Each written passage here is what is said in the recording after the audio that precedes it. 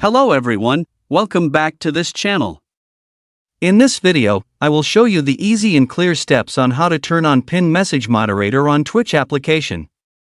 So how to turn on Pin Message Moderator on Twitch application? Make sure you keep watching this video until the end. Let's get started right away.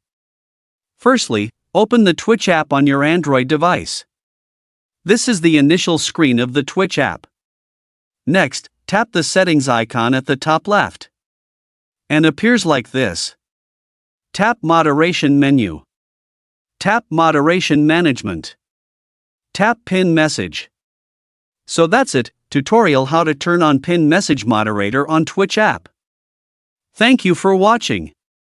I hope this video was helpful. See you in the next video.